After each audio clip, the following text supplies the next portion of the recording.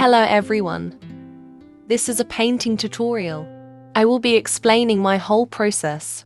So keep watching till end and write your queries in comment section. I will respond to every comment. You can also connect with me on Instagram for daily updates. Link is given in description. First step is outlining. This is most important step in painting, but not most difficult. I use grid method for outlining. If you don't know about this method, let me know in comment section. I will describe it in my next tutorial video. If you make your outlining perfectly, the half job is done.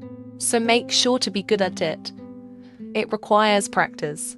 The best way to understand the art is to watch others and then practice it yourself. At least that's how I learnt it. So, let's start painting from the eyes.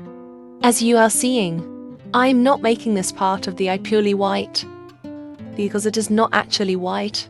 It is a little bit greyish white in colour. As an artist, you need to see everything in detail. You need to understand and figure out the tone of actual colours. Otherwise, you won't get the desired results. In painting, there is no any hard and fast rule. You can make your art the way you like it. For example, some artists want to paint the skin tone first and then the facial features. But I think it is best approach to make facial features like eyes and nose, etc. Then I like to do the remaining part.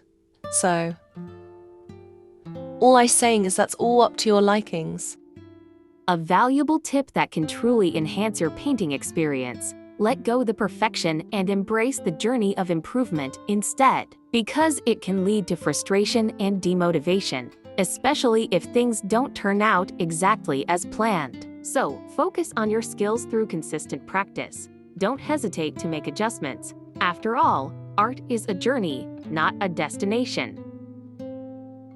When it comes to highlighting, reach for your trusty white paint. Adding touches of white to specific areas can really make your colors pop and add visual interest to your painting. On the flip side, for creating shadows and depth, opt for darker colors. Experiment with different shades to achieve the desired effect. Happy painting, everyone!